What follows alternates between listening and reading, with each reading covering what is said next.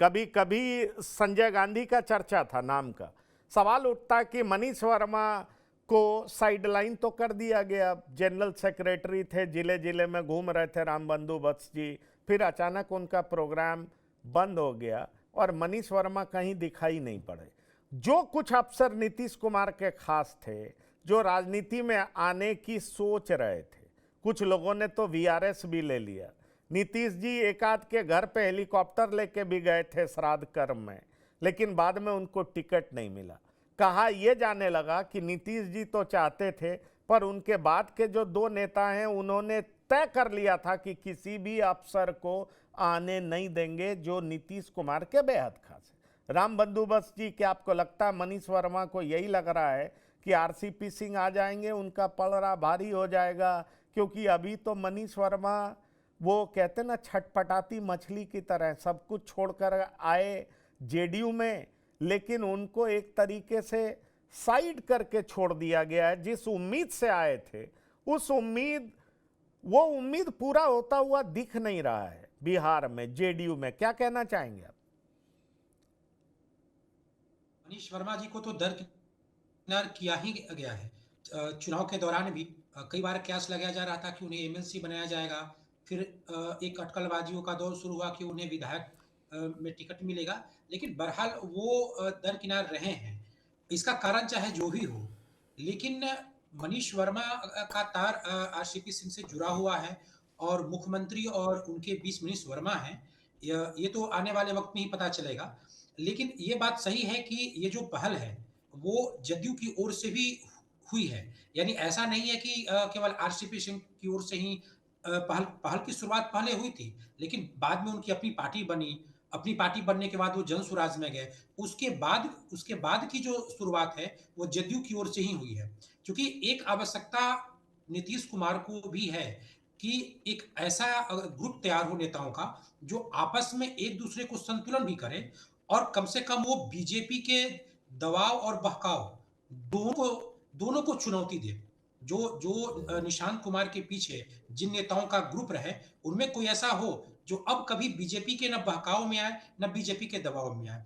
और इस तरीके से 2-3-4 नेताओं का एक ग्रुप बने। और ऐसा इसलिए जरूरी है कि कोई भी नेता, अगर कोई नेता काम करता है, उसके पीछे एक थिंक टैंक होता है। यहाँ गठबंधन की राजनीति है। अपने अपने घटक दलों में भी बीजेपी के साथ साथ कई पार्टियां हैं, विपक्षी पार्टियां भी हैं। जरूरी नहीं कि कोई एक नेता हर पार्टियों का जानकार हो। जानकार कहने का मतलब यह है कि वो पार्टी के नेताओं का बॉडी लैंग्वेज समझे। तो ऐसे में ग्रुप की जरूरत होती है। और निश्चित रूप से अगर आप राजनीतिक तौर पे देखेंगे तो जदयू को अगर चुनौती मिल रही है, सियासी तौर पे चुनौती मिल रही है, तो बीजेपी की ओर से मिल रही है। चुनाव से पहले आप देखिएगा कि बीजेपी की ओर से एक कुर्मी सम्मेलन किया गया था कृष्ण कुमार उर्फ मंटू के द्वारा।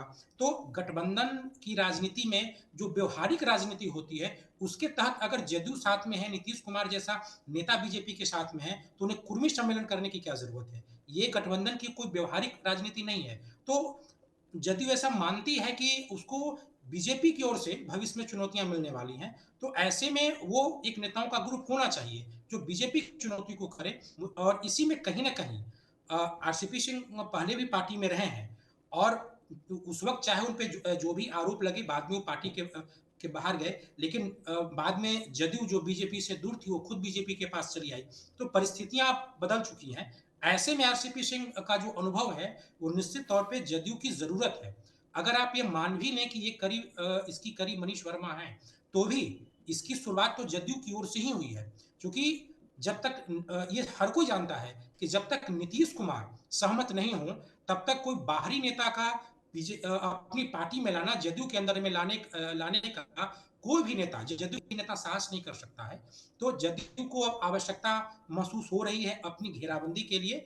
और निश्चित तौर पे इसमें मनीष वर्मा ही नहीं, जदयू के अंदर ऐसे नेता हैं, गाहे बेगाहे, चाहे उनके स्वभाव में जो भी उतार चढ़ाव हुआ, उनके बारे में मीडिया में जो भी कहा जाने लगा कि वो इस पार्टी के नजदीक हैं, चाहे किसी पार्टी के नजदीक हैं, लेकिन उनमें से कुछ नेता हैं जो बीजेपी के फाउंडर मेंबर रहे हैं। उन्हें सॉरी माफ कीजिएगा, जदयू के फाउंडर मेंबर रहे हैं, उन्हें जदयू से मोह है। जैसे अगर आप ललन सिंह की बात करेंगे, तो वो चाहे जो भी रहे, उनके साथ आरसीपी सिंह का रिश्ता में जो भी उतार चढ़ाव रहा, लेकिन कहीं ना कहीं जदयू से एक मुंह उनको है, क्योंकि जदयू को बनाने में, सींचने में उनका भी योगदान रहा है। तो ऐसे कई लोग हैं जो ये चाहते हैं कि अब जदयू की किलाबंदी की जाए, जदयू अब और मजबूत हो।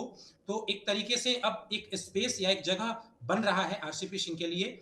और अब देखने वाली बात है कि खरमास के बाद कब वो आते हैं। लेकिन इस तरह की खबरें आ रही हैं कि जदयू में अब परिवर्तन होगा, जदयू में निशांत कुमार भी आएंगे और जदयू में आरसीपी सिंह भी आएंगे।